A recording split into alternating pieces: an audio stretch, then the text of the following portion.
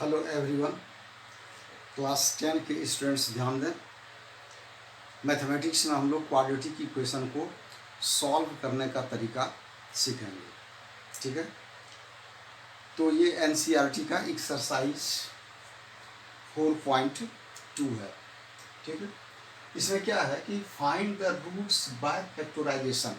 इसका मतलब ये हुआ क्वाड्रेटिक इक्वेशन में बताए थे कि उसका रूट दो ठो होता है, एक को बोलते हैं अल्फा और दूसरे को बीटा, और उसको जब सॉल्व करेंगे तो x का दो वैल्यू आता है, तो उसको सॉल्व करने का मेथड अलग अलग है।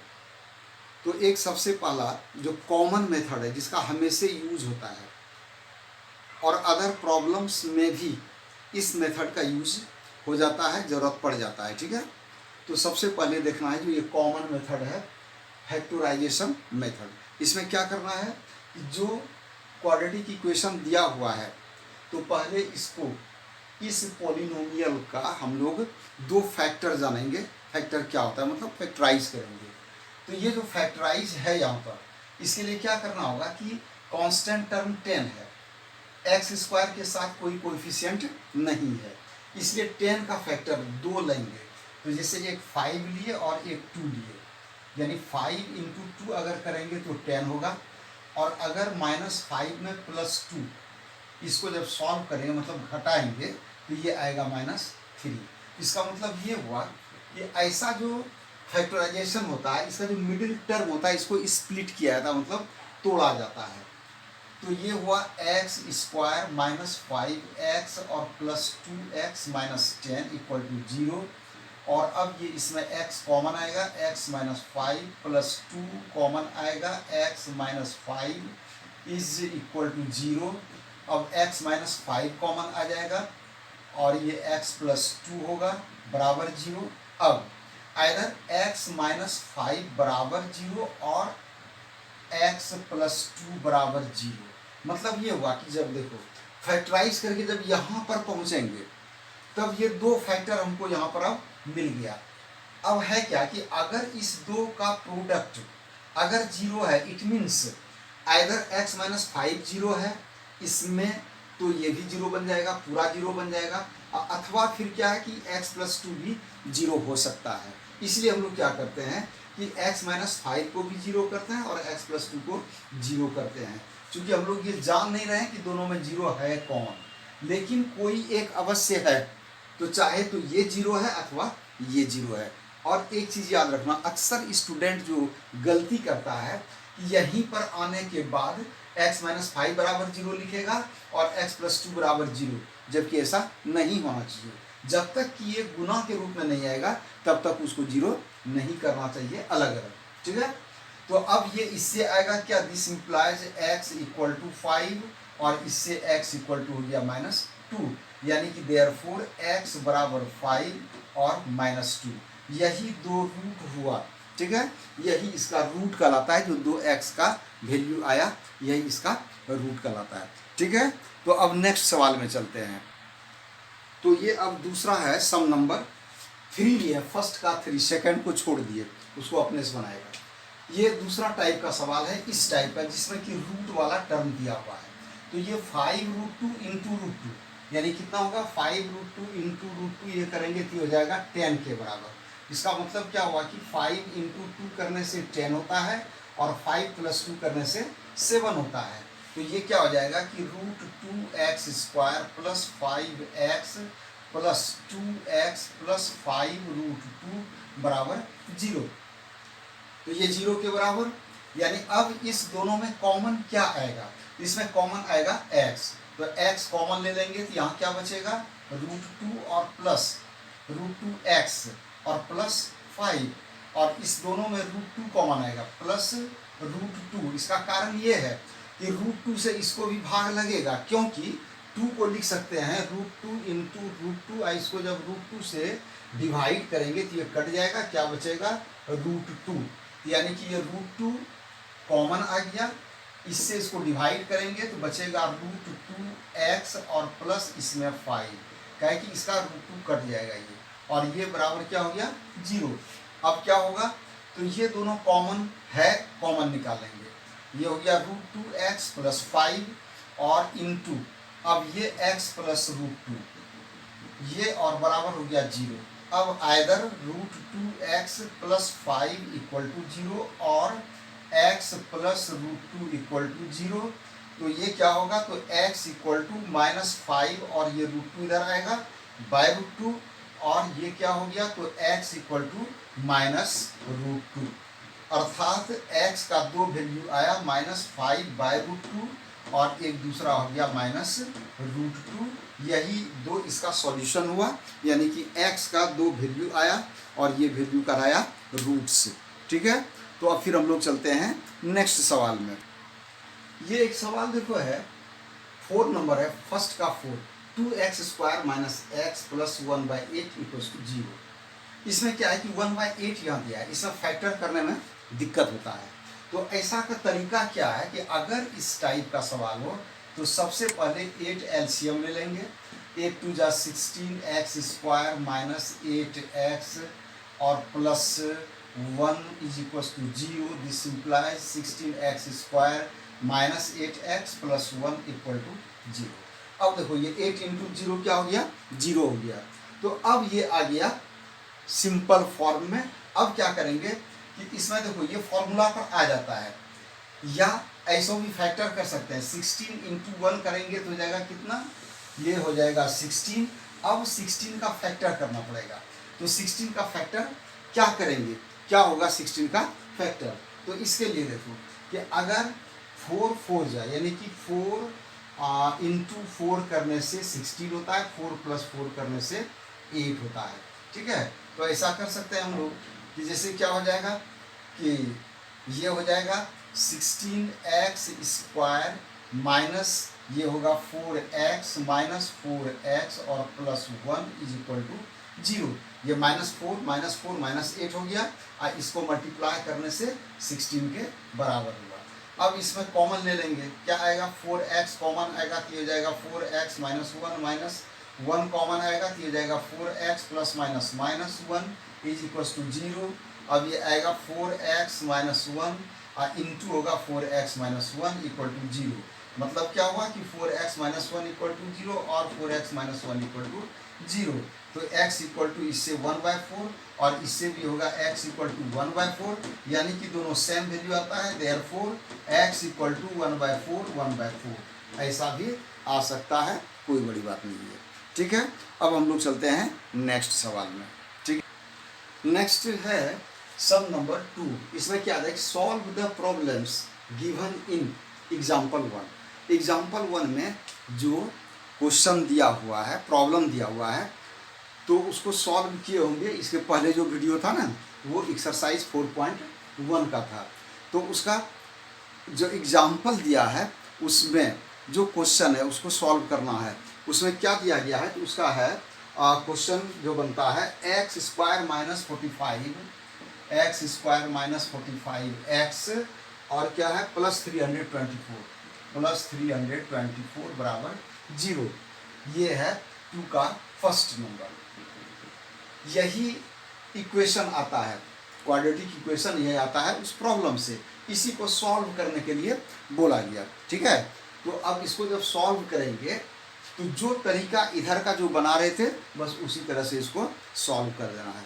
ठीक है, और इसका एक और सवाल है, उसमें भी इसी तरीका से उसको सॉल्व करना है। ठीक है ना, तो ये एक तरह से देखना है। इसको नहीं होता है, थोड़ा रास्ते पर ला देते हैं कि x² minus 36x minus 9x 36 9 45 9 6 54 4 5 9 6 27 5 32। ये हो गया 9x प्लस 324 बराबर 0। अब इस दोनों में कॉमन लेना है, इसमें कॉमन लेना है और x का मान निकाल लेना है, जैसा कि हम लोग अभी मान निकाल रहे थे। ठीक है, तो अब नेक्स्ट में है क्या कि नेक्स्ट प्रॉब्लम जो है अब उसको हम लोग देखते हैं। ठीक है, नेक्स्ट है 3 में फाइंड 2 नंबर्स। ये प्रॉब्लम्स है, words problem. Whose sum is 27। दो संख्या इस तरह की जिसका कि सम कैसा है 27 है एंड प्रोडक्ट इज 182 और उसका प्रोडक्ट क्या आता है 182। तो हम लोग मान लिया कि एक नंबर है x, ठीक है, तो चूंकि सम बताया जा रहा है 27, तो सेकेंड क्या हो जाएगा, जैसे इसको लिखेंगे let first number be x then other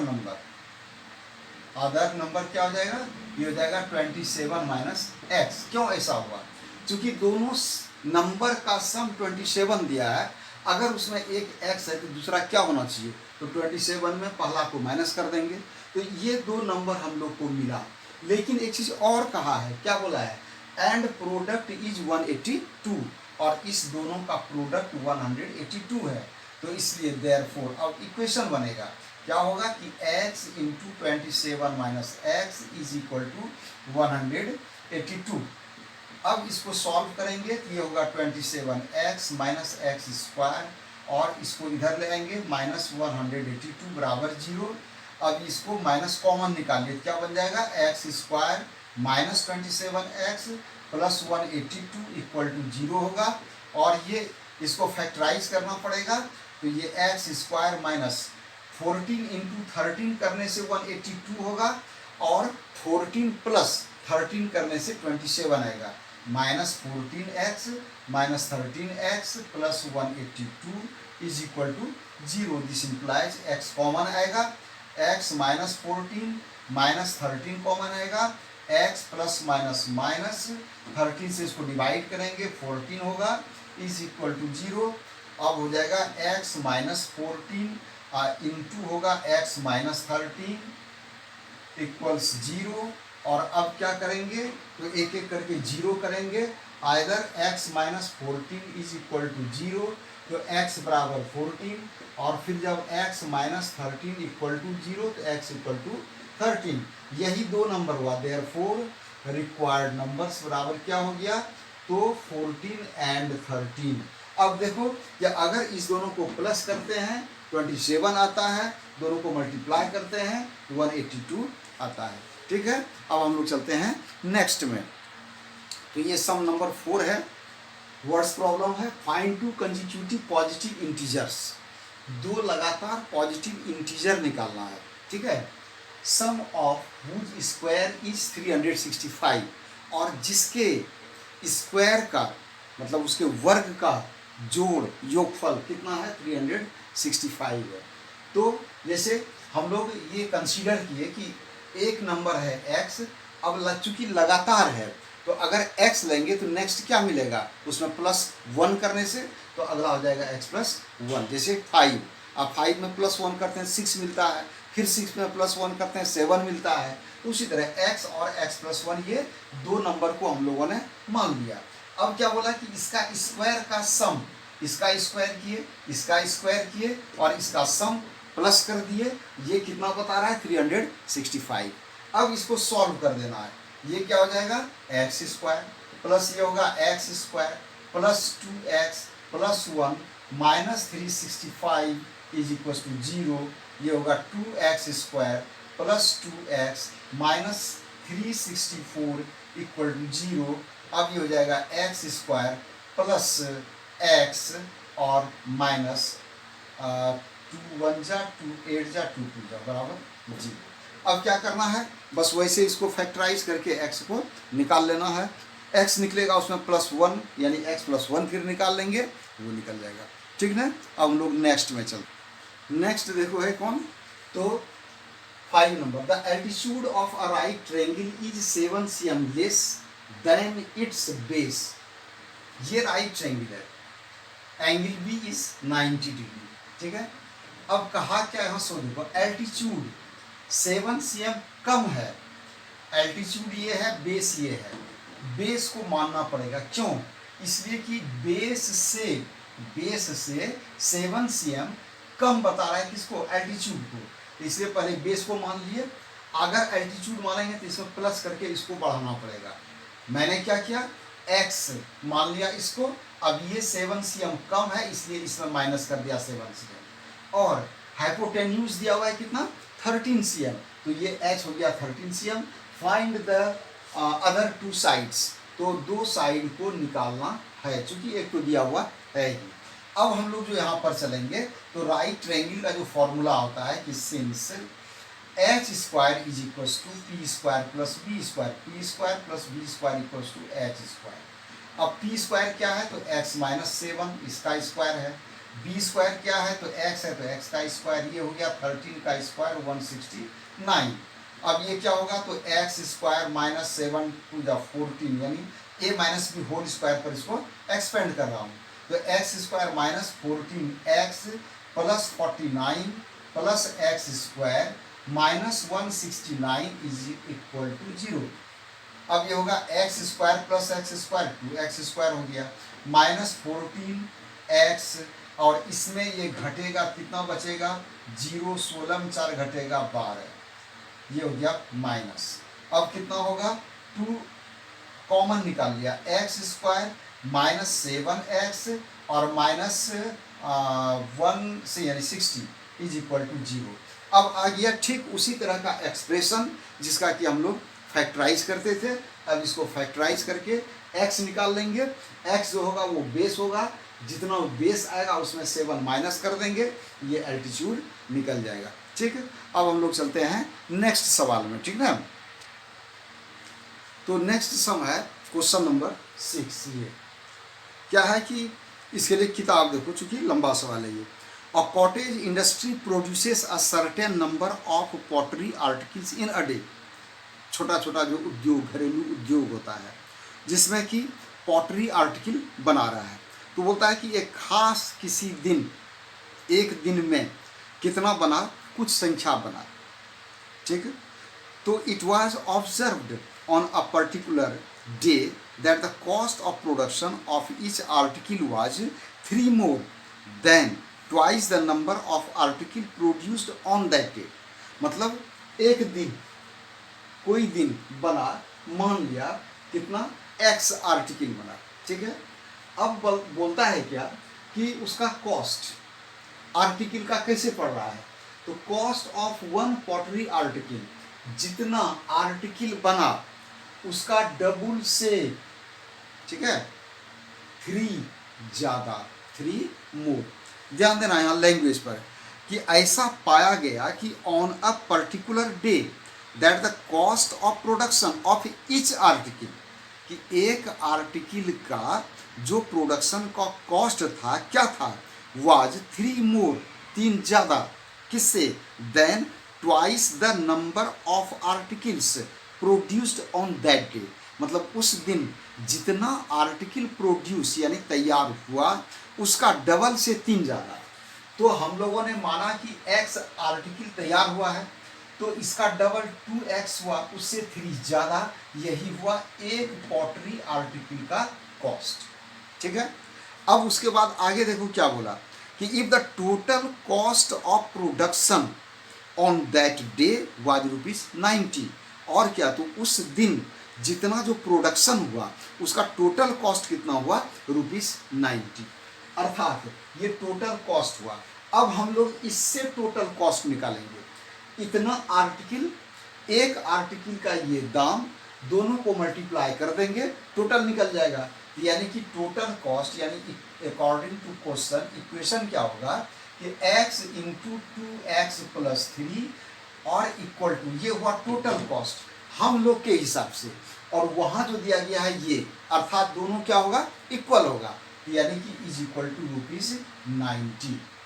अब ये इक्वेशन बनाइए, अब इसको सॉल्व करके x निकालेंगे। ठीक है, तो सॉल्व करेंगे, x निकालेंगे, वही उसका आएगा कि, तो इसको ये इक्वेशन मिला, इसको जब सॉल्व करेंगे ठीक उसी तरीका से, तो सॉल्व करके वैल्यू आता है, x आता है -15/2 और x आता है 6। ठीक है, तो ये मान वैलिड नहीं होगा, इसलिए कि नेगेटिव वैल्यू है, ये वैलिड होगा। तो x किसको माने थे हम लोग, आर्टिकल माने थे, नंबर ऑफ आर्टिकल्स कितना हो गया 6, और and cost of each article, और प्रत्येक आर्टिकल का दाम, तो दाम कितना हुआ था, 1 पॉटरी आर्टिकल का 2x प्लस 3, तो 2x प्लस 3 2 इंटू 6 प्लस 3 यानी ₹50, ये हो गया इसका प्रत्येक आर्टिकल का दाम हो गया। ठीक, तो हम लोग का ये एक्सरसाइज खत्म हो गया 4.2। अब हम लोग नेक्स्ट डे चलेंगे अगला एक्सरसाइज में। Okay, thank you.